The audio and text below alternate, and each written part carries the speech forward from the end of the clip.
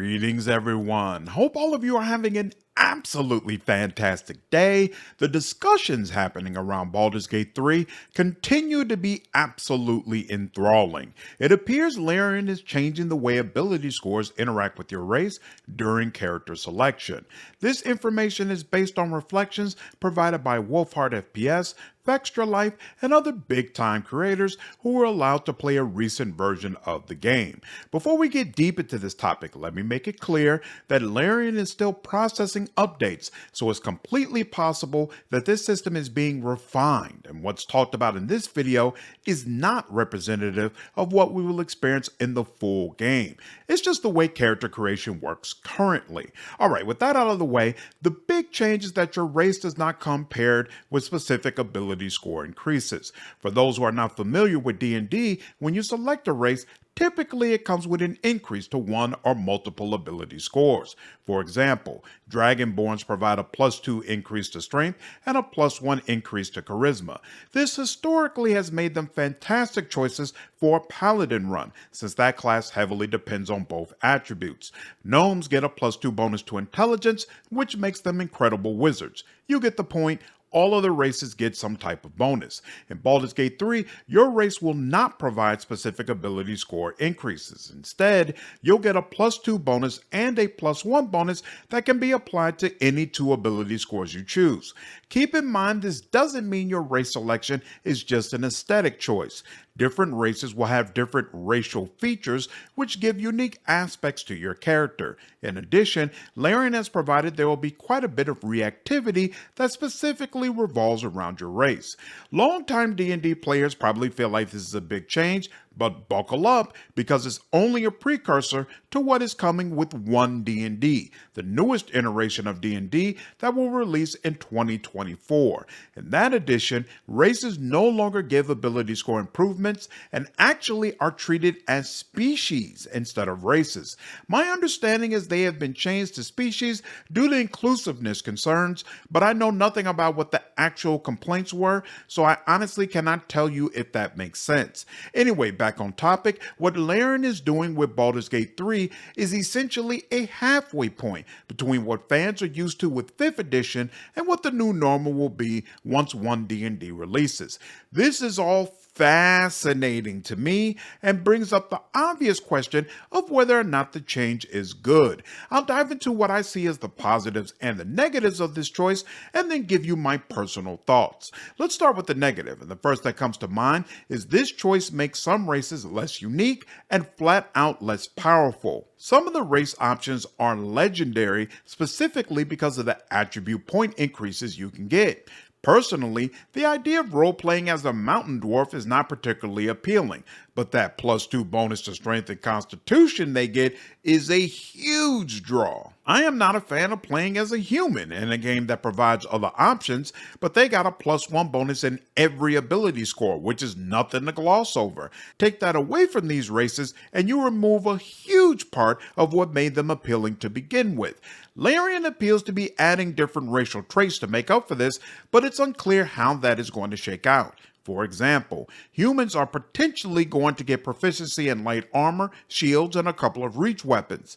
Obviously, this could be very powerful when paired with classes that don't get those same proficiencies. But is it enough to make up for the ability score losses you have to endure? The opposite end of this issue is just as problematic. The change causes some races to be significantly more powerful than they were before. Gnomes used to only get a +2 bonus to intelligence. Now, you can select a gnome, get a +2 in intelligence, and place a +1 bonus in dexterity or constitution. Dwarves used to only get a +2 bonus to constitution. Now they can switch that bonus to something more useful like strength and place a +1 bonus in whatever you choose. These classes still get racial traits of their own, with dwarves having dark vision, dwarven resilience, and what appears to be Warhammer proficiency. So there's no balancing this out, it's just a clear overall power increase. Another issue is the change simplifies builds. I know for many of you that sounds like a positive, and we will discuss the positive aspects of it, but many players will absolutely view it as a negative that on some level diminishes diminishes character creation. Putting together the perfect D&D character sheet is like solving a large puzzle with multiple moving parts. Your class, ability scores, background, race, spells, and feats all had to fit together. The reward for getting this right wasn't just having an awesome character you could go through a campaign with, it was also being able to demonstrate that you could unravel complex mechanics and put together a truly effective character. This change peels away at the essence of that, making it much easier to pair any race with any class that you prefer. The final issue that I'll note is this will almost certainly be a turnoff for many longtime D&D tabletop players. D&D has been around for 50 years, and as far as I know, it's always had races being paired with specific ability score increases. Based on the commentary I've seen on Reddit and Twitter, which I'll admit is a toxic sample size, but still, many of these players are absolutely dreading the release of 1D&D and feel like it's a significant step back from 5th edition. They won't be happy to hear about Larian implementing some of its features. That's the full list of cons that I have, so let's talk about the positives. Like I have already alluded, this change makes creating builds easier. That's a huge boon to the thousands, if not millions of players who will experience D&D for the first time in this game. I know all the races, their benefits, and what classes mesh best with them, so I can put together a great character with my eyes closed. Someone else who is completely unfamiliar with the mechanics might find it difficult to determine how ability score changes based on race impact their overall build. Even worse, a player might not even realize they have low scores in areas that are critical for their class specifically because of the race that was chosen. This change will help protect them. Another advantage is that the change unlocks more powerful build options than what was originally available because now there's a larger list of combinations that actually make sense.